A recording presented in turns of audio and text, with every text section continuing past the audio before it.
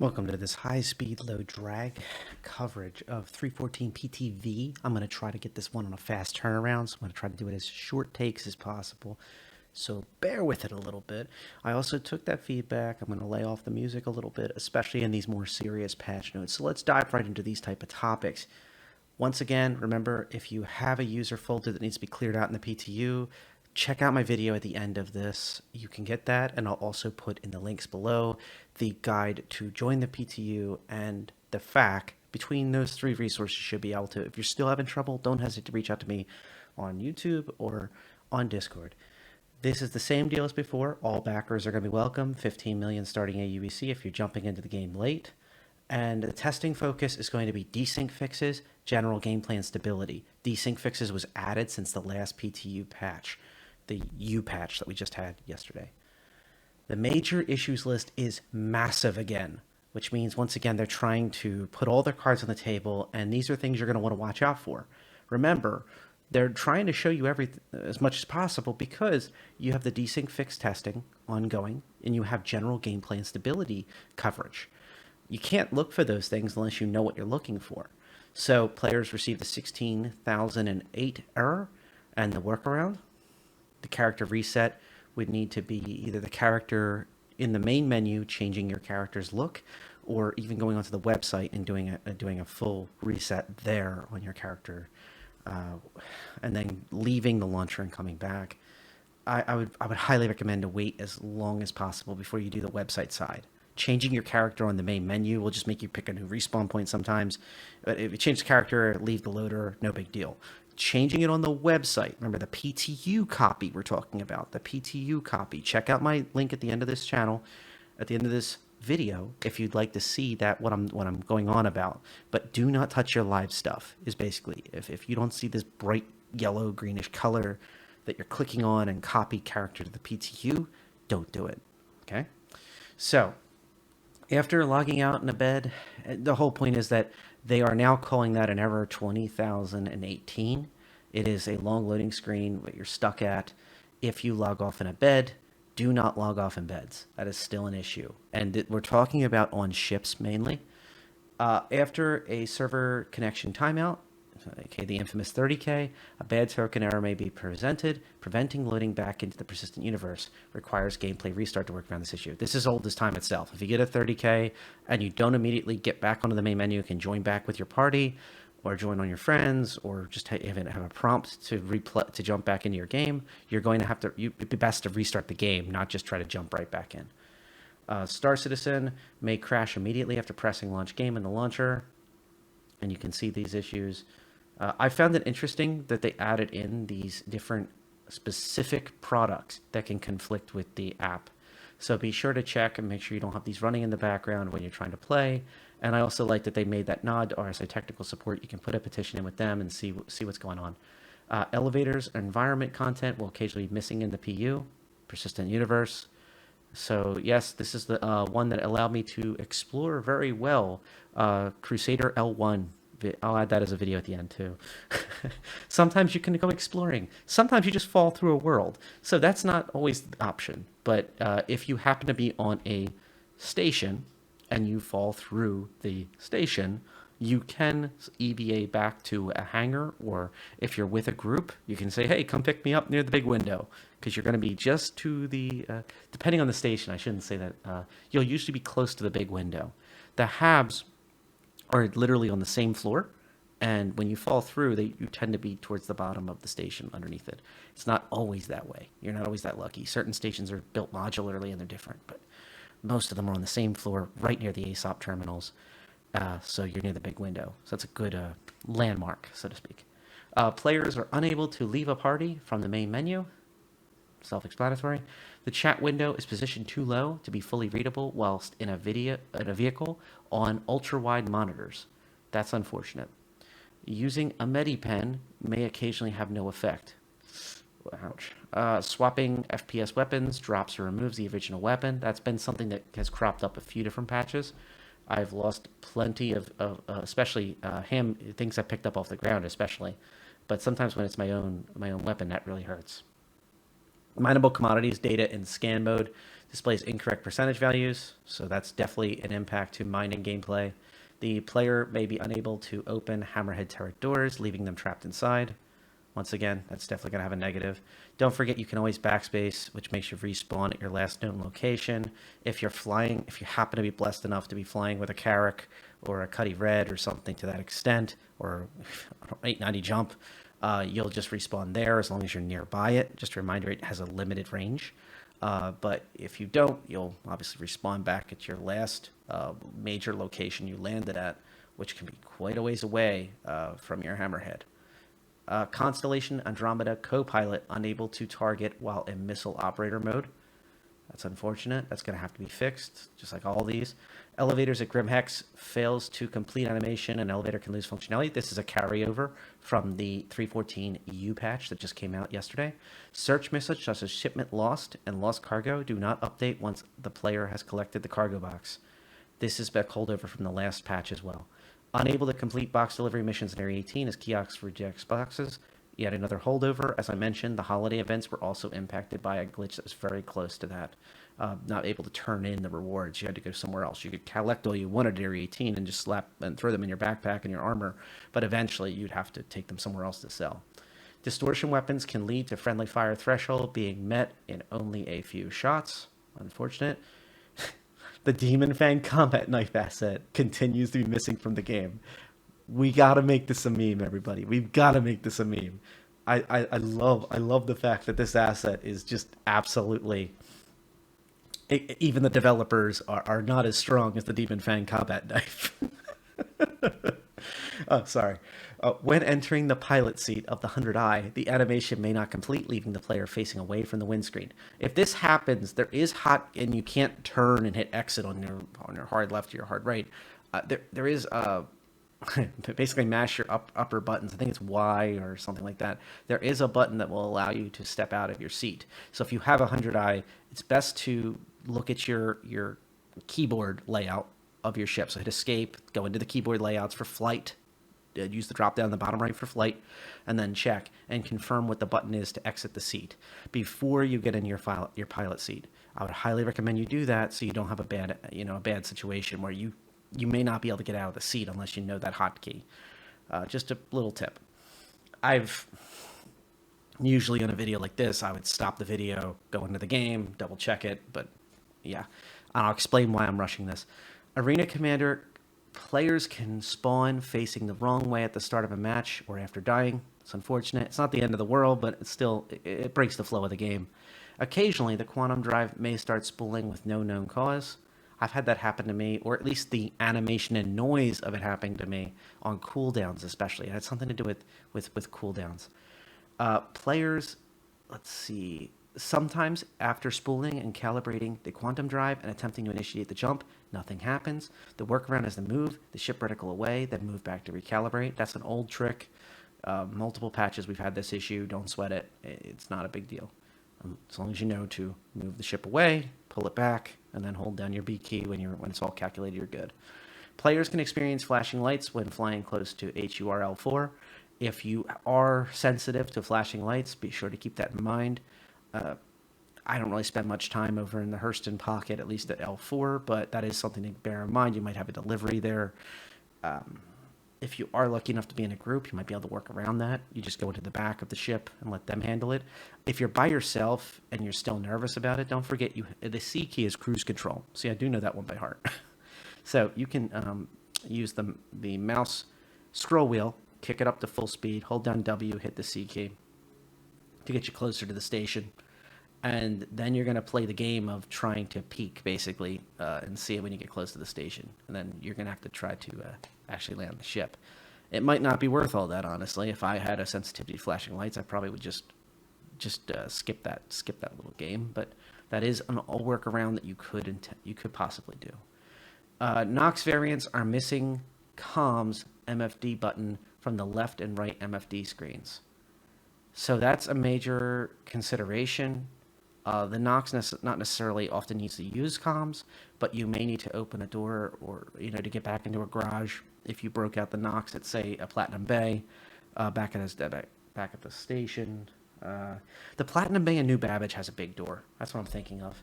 That's an example of that. Where if it's just sitting on a pad, I don't see why that would be an issue for most situations. But having the comms to be able to open the door in New Babbage, and I'm sure other places would certainly help. Optimizations put in to fix a major cause of player desync. And technical, thank you, thank you, thank you, thank you, thank you for spelling out what you did. You did, that's pretty awesome. You fixed a major cause of player desync. You're our heroes. And you know what you could have put there? You could have put one server fix done or something like that. I think it was like some of these patch notes, well, all these patch notes have been having. Putting in those couple extra words makes a massive difference. Optimizations put in to help fix a major cause of player desync. Great job, technical. Thank you for letting us be able to see behind the curtain a little bit and be able to give you the kudos you deserve. That's awesome. Okay, so I've got two different requests here, one of which is the reason I've been trying to get this up as quickly as possible. There is going to be another Xenothreat Incursion desync fix playtest. Now, I said the word desync fix in there, and you're like, well, wait a minute. This is going to be a little modified, but it is tonight. Tonight. If you're hearing this now, and it just did this video still today, now's your time. It's literally tonight. So we need to get everybody we can. Tell anybody you can in your orgs, your friends list, whoever you can, that if you're still hearing this on August 4th, well, it's a Wednesday, get yourselves on the PTU if possible. If you've already got the PTU loaded, great, get in there. So what we have is the Xenothreat is going to attempt to do all three phases, but the final phase will not complete. The issue is fixed in a later build. Now, what they're trying to test is desync, and this is especially obvious when there's a lot of players attempting to complete something. When there's a bunch of players in the same place all doing their thing, what happens, the desyncs become more and more likely. And you can see these known issues here. Players are unable to complete Phase 3 VFX. The Idris is despawning before its death animation fully plays. AI ships are being spawned with their shields turned off. Destroyed vehicles have intact components visible. But what we need to do is we need to test these things, and if possible, get video or screenshots and have this little code here, hit the tilde key, type in r_display session info equals 1. And it's not me playing any games. You can see it's right here from Wikipedia. CIG wants you to be able to take part in this. Even if you don't do all that, or your computer can't support recording while you're playing something that's intense, like Xenothreat, and an entire server of close to 50 people will probably be there at any given time.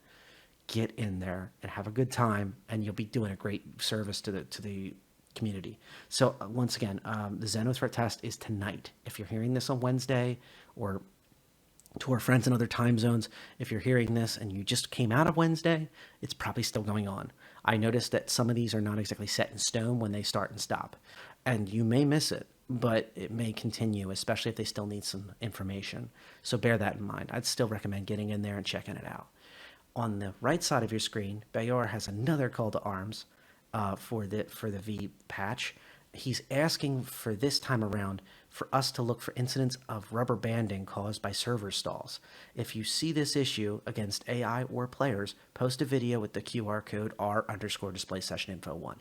So they're not asking for two different things here, really. They're asking you to go have fun with Xenothreat, and if you happen to have rubber banding, post it up.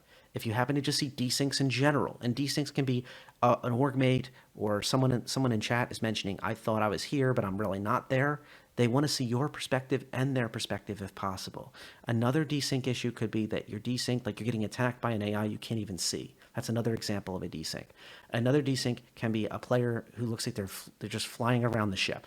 Like they're literally walking down a hallway and they think they're at one end of the hallway and they teleport to the other. Or you clearly can see they're not walking around, but they look like they are on their screen. So these are all different examples of desyncs that they want to chase down, they want to keep going with, and just finish this up strong and get the next patch out of here. Now, I have one last thing for you guys. The Sabre, the poor Sabre. So YogiClad has responded to a lot of discussion about the Sabre. And Yogi has mentioned, this is something Eric spotted, by the way. Thank you, Eric, for bringing this up. As we said a lot of times in different channels, the combat development is not done. 314 was mostly about establishing a baseline for all fighter ships, and it included the Sabre as a medium fighter. So it's expected that a pure flight envelope is somewhat comparable to a Hornet for now.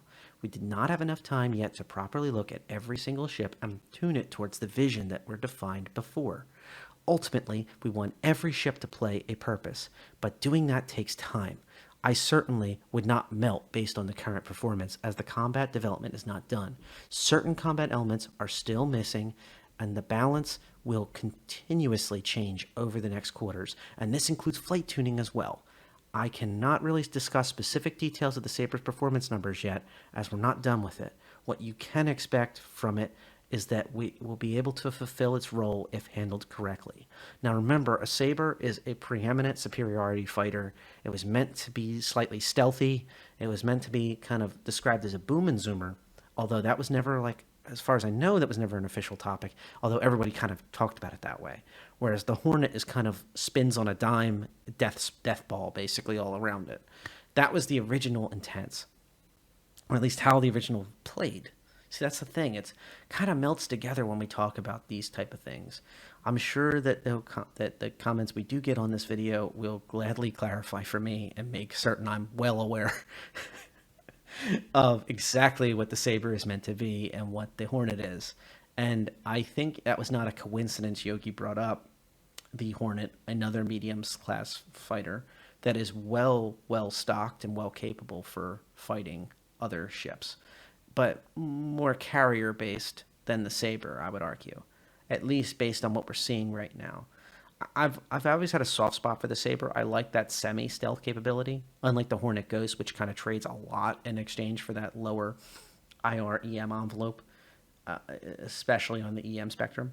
I think it's interesting. I think we have not seen the end of scanning. I think Yogi's correct that there's going to be a lot of systems coming online and a lot of balancing, including flight profile changes, flight envelope changes that will change this. As we've seen from Yogi in the past few weeks during his interviews, he is not exactly forthcoming with the exact specifics to begin with. So I'm going to give the man the benefit of the doubt, but at the same time, I am still, stay guarded about this. If you are on the fence about melting the Sabre and it has LTI or 10-year insurance or another good insurance like that, I would not just melt it. You're very close to an annual sale. You can always CCU. Don't forget that. As long as the options you're looking at are close, it's not a big ask. You can easily get a CCU from that Sabre to something slightly bigger or in the same class but slightly different, and you'll be able to CCU over to that. As long as it has a slightly higher value, you're good. And you don't have to apply it. You can sit on that CCU and really see how the Sabre goes. You could even, buy that CCU and melt the Sabre and have it sitting in buyback. The price of the Sabre itself will never go up when it's sitting in buyback, at least as far as the current plans are. We have not seen anything indicating such a thing. So you can easily have it sit there for a year, let this all shake out, and then, the next few months to a year, they bring out an update to the flight profiles, and suddenly the Sabre is the new meta again. And you just buy it back, or the Sabre is clearly not going the way you want it to go over the long term, and you see the writing on the wall. You can buy it back, apply the CCU, bam, you've got that nice new ship. So I highly suggest, especially LTI and 10-year insurance, be very careful with your moves, because I feel like insurance is going to start drying up over time. But I might be wrong. I just feel like that's the direction it's going to start going eventually. For now, though, I think whenever we have a new sale that has LTI tokens, we just forget about that. I feel like, but at any moment, they could suddenly start drying up with the LTI, especially non-war bond LTI, credit-based LTI especially. It's going to become harder and harder to come by. Just random thought. I don't know if I'm right or wrong. I hope I'm wrong. But I always try to think of how to protect yourself and well round yourself in your backing. So that's going to do it for me right now. This was a pretty short video. Please like, comment, subscribe if you appreciate it. And also comments are greatly appreciated. I feel that we're extraordinarily close to 314 Live. They have thrown the gauntlet at us, and I expect that many will have a good time in Xenothreat, whether they're recording and providing information back or not. and helping make those desyncs happen. So hopefully we can get some answers. Oh, and where are my manners? Hang on just a moment. I think I should be able to get the subscriber promotions in here too. So this is something I don't cover all the time, but I figured let's start at the end here. So the subscriber promotions for this month are going to be the RYT multi-tools, the Gray Cat RYT multi-tools, and the colors of the sets of armor that were available to anyone to purchase on the website. So if your color Black Cherry, the Hazard Style, I think it was called, the orange one, and then you had the Quicksilver. So out of the three, this is what I believe they're all based on. And I gotta say, they're pretty nice. They are pretty nice. I think this would also, this not a coincidence, I think the cylinder's blue. This would go well with the Arrow set, the free set in-game that you don't have to purchase through the store. And it's blue and white. So this would look pretty cool. And the black goes with anything anyway, you know, like in real life.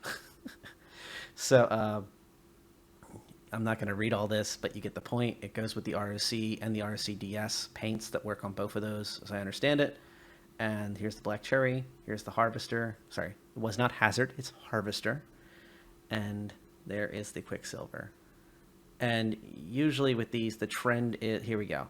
If you are a subscriber before August 10th, you'll get one of these for free. If you're the bigger subscribers, so the larger plan, the Imperator plan, I think it's called, you'll get the even higher plan. I think it's Centurion Imperator. I think that's the deal. And there's also going to be one that you can purchase only as a subscriber. You can purchase. That's usually how they do things. What's weird about this is I think because I'm so zoomed in, I can't get the full answers. Because usually they tell us what exactly, which one comes with each plan. It could also be in the email, the subscriber email.